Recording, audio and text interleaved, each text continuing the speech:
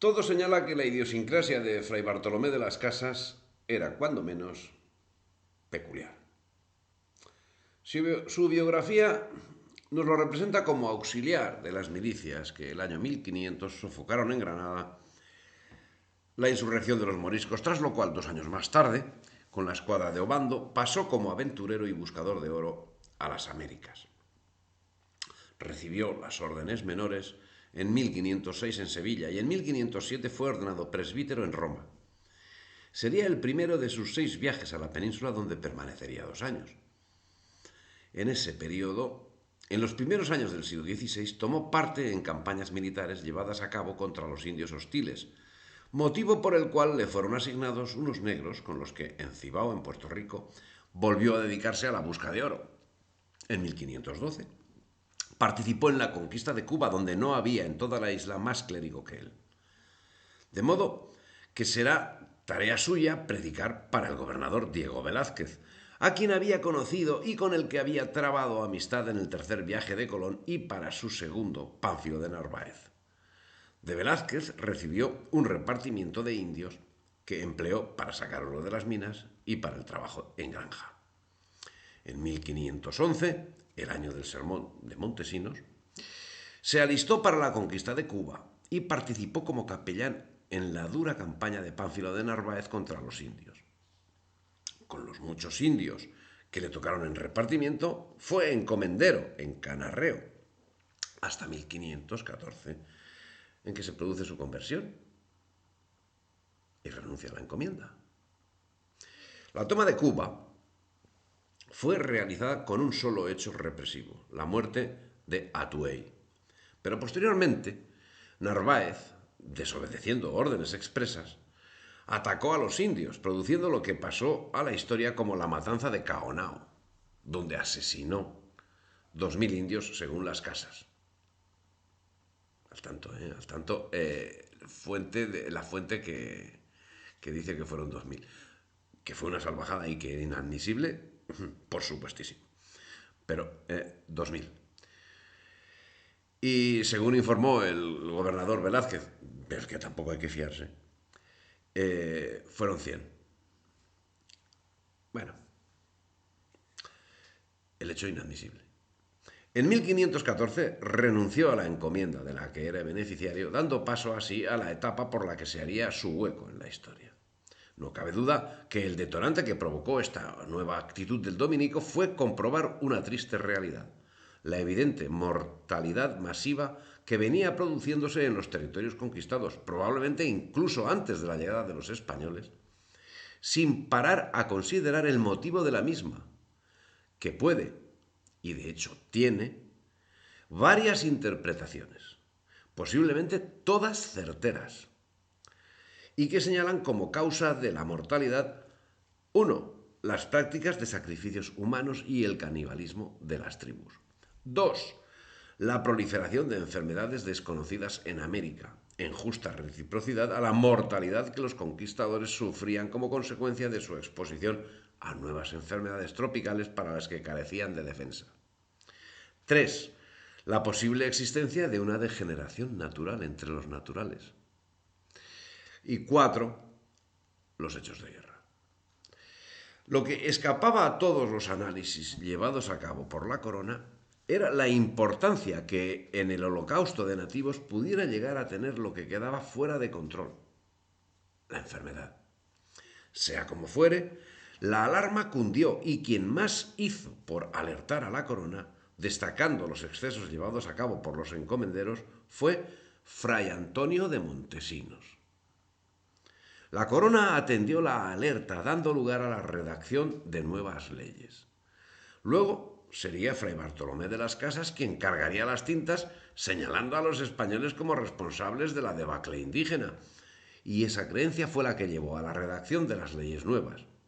Primero, a la celebración de la celebérrima controversia de Valladolid, al nombramiento de Bartolomé de las Casas como defensor universal del indio y a la creación de toda una legislación encaminada a proteger a los indígenas de abusos reales y supuestos, hasta tal extremo que llegaron a producirse quejas por parte de los españoles que señalaban abusos manifiestos por parte de indios en la aplicación de los derechos que tenían reconocidos. Esas quejas las encontramos un siglo después, en 1628, cuando el padre Nicolás Durán Mastrilli, provincial de la provincia jesuítica del Paraguay, expresa en sus ordenaciones lo siguiente: hay muchos encomenderos que no hacen agravio a los indios, y otros que no quieren encomendarse, y otros se convertirán por medio de la exhortación del confesor. Son los encomenderos tan pobres que no pueden restituir de lo pasado, y porque los indios, por ser tan pocos, son ahora más bien tratados que nunca, y sirven de ordinario tan poco, y con tantas faltas que apenas cumplen lo que deben. Excepciones, si se quiere, pero que van paralelas a los excesos que por su parte llevaron a cabo algunos encomenderos. Unos y otros rebasaban el ámbito de las leyes. Y noticias hay del castigo aplicado a los encomenderos que infringían las ordenanzas. Es el caso que, a cuenta del más que evidente retroceso de la población indígena, hubo grandes discusiones durante muchos días sobre este asunto, dice Bartolomé de las Casas, y finalmente se sancionaron algunas leyes por las cuales se prohibieron las expediciones bélicas de los españoles contra los indios, vulgarmente llamadas conquistas, a la par que se mandó restablecer en su libertad a todos los indios sometidos a servidumbre por quienes hicieron las divisiones, esto es, el repartimiento o la encomienda. Pero para llegar a esas discusiones y a la redacción de esas leyes hubo un proceso previo del que, como queda indicado, fue iniciador Fray Antonio de Montesinos. Una fecha, 30 de noviembre de 1511, y un lugar, la Española, donde junto a Fray Pedro de Córdoba había encabezado la primera misión dominica. El fraile puso en cuestión el desarrollo de las encomiendas, pero contra lo que se pueda suponer, merced a la posterior actuación de Bartolomé de las Casas, no quedó en nada la actuación de Montesinos. Montesinos recibió el respaldo del rey Fernando. Todo lo que después vendería las casas como propio no sería más que una repetición de las denuncias de Montesinos, solo que aderezado por sus propios delirios, invenciones y exageraciones. El inexacto cumplimiento de las instrucciones dadas a los encomenderos no acababa de resolverse, como no acababa de resolverse la mortalidad de indígenas, en general, no solo en las encomiendas, y sin excluir las que estuvieron bajo la titularidad de Bartolomé de las Casas. Por esos motivos, los dominicos elevaron unas protestas que encontraron respuesta por parte de la monarquía hispánica y que se plasmaron en una nueva legislación, las leyes de Burgos y Valladolid de 1513 y de 1512. Mientras se desarrollaban estas denuncias y se redactaban estas legislaciones, Bartolomé de las Casas era encomendero. En 1512 era ordenado sacerdote por el obispo de Puerto Rico, Alonso Manso, y seguidamente sería nombrado capellán de la expedición que Diego Colón organizó para la ocupación y colonización de la isla de Cuba, al frente de la cual iba el gobernador Diego Velázquez, con sus capitanes Pánfilo de Narváez y Juan de Grijalva. Tras seguir ejerciendo la encomienda en Cuba, acabó convirtiéndose en su peor enemigo y renunció a la que estaba explotando, contrariando la voluntad de su amigo Diego Velázquez. En 1515 viajó por segunda vez a la península, donde permaneció 14 meses, con la idea principal de exponer su visión del asunto al rey Fernando, regente. Pero la entrevista que tuvo lugar el 23 de diciembre de 1515 no tuvo el éxito deseado, dado que el rey, cercano ya a su muerte, carecía ya de ningún ánimo para atender nada salvo su tránsito.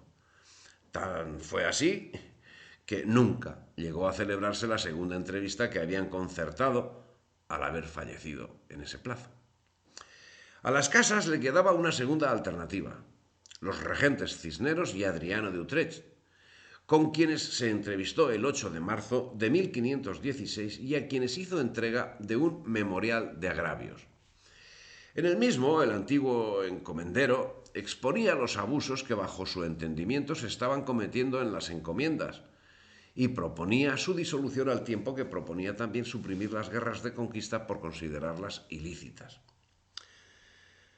Todas estas universas e infinitas gentes, decía Bartolomé de las Casas, a todo género crió Dios los más simples, sin maldades ni dobleces, obedientísimas y fidelísimas a sus señores naturales e a los cristianos a quien sirven, más humildes, más pacientes, más pacíficas e quietas, sin rencillas ni bullicios, no rijosos, no querulosos, sin rencores, sin odios, sin desear venganzas que hay en el mundo. Son asimismo las gentes más delicadas, flacas y tiernas en complisión, e que menos pueden sufrir trabajos y que más fácilmente mueren de cualquier enfermedad que ni hijos de príncipes e señores entre nosotros, criados en regalos e delicada vida, no son más delicados que ellos, aunque sean de los que entre ellos son de linaje de labradores. Tuvo que escuchar Cisneros el acalorado relato de un sacerdote que le relataba una situación de inhumanidad sin parangón, llevada a cabo precisamente por cristianos españoles, dos extremos que caían dentro de su competencia, uno como regente y otro como cardenal. La muerte por enfermedad, que también cita Las Casas, parece no alarmar, cuando manifiestamente era la principal causa de mortandad. La situación debía ser aclarada cuanto antes, máximo cuando estaba esperando la llegada de Carlos, que venía de Flandes para ser coronado rey. Y es que lo que contaba el futuro dominico, entraría en la orden en 1522, 6 años después, rebasaba todos los límites aceptables. Estaba relatando las hazañas de una banda de asesinos sin ningún tipo de moral, control ni freno. ¿Cómo podía el cardenal dejar de investigar la verdad de lo que le era relatado cuando entre las afirmaciones se señalaban actuaciones propias de bestias? Dos maneras generales y principales han tenido los que allá han pasado, que se llaman cristianos, en extirpar y raer de la haz de la tierra a aquellas miserandas. Bien, aquellas miserandas naciones. La una, por injustas, crueles, sangrientas y tiránicas guerras. La otra, después que han muerto todos los que podían anhelar o suspirar o pensar en libertad o en salir de los tormentos que padecen, como son todos los señores naturales y los hombres varones, porque comúnmente no dejan en las guerras a vida sino los mozos y mujeres, oprimiéndolos con la más dura, horrible y áspera servidumbre en que jamás hombres ni bestias pudieron ser puestas. A estas dos maneras de tiranía infernal se reducen e se resuelven o subalternan como a géneros todas las cosas diversas y varias de asolar aquellas gentes que son infinitas, dice Bartolomé de las Casas. Un segundo memorial sería el de Remedios, por el que señalaba caminos para mejorar la situación de los indios y que consistía en enviar familias españolas para trabajar en igualdad con los indios, amén de señalar inspectores que vigilasen el cumplimiento estricto de las normas y el establecimiento de un tribunal de la Inquisición. Los cardenales quedaron lógicamente alarmados ante la situación presentada por tan vehemente y letrado personaje, por lo que pusieron a trabajar a un grupo de expertos entre los que se encontraba el propio arzobispo Adriano, al tiempo que le encargaba expusiese el asunto a Juan López de Palacios Rubios, quienes junto a Fray Antonio de Montesinos redactaron el memorial. Por su parte, Cisneros, y en base a los informes recibidos, redactó unas instrucciones destinadas a mejorar la situación de los indios y, considerando que las mismas iban a ir en contra de la voluntad de las autoridades de la Española, empezando por su gobernador Diego Colón, encargó las reformas a 3 frailes jerónimos ajenos a su orden y ajenos a Bartolomé de las Casas, garantizando con la medida un principio de ecuanimidad.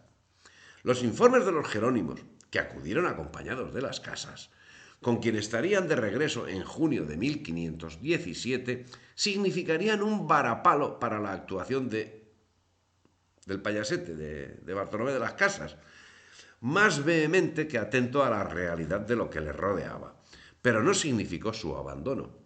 En 1517 regresó a entrevistarse nuevamente con el cardenal, al que encontró enfermo de muerte en Aranda de Duero, cuando se desplazaba para encontrarse con Carlos I, que venía de Flandes. Una vez muerto el cardenal, Las Casas alardeó de que Cisneros lo había nombrado defensor universal del indio, pero ese extremo no se haya documentado. Si te ha gustado el vídeo, dale me gusta, difunde y suscríbete al canal.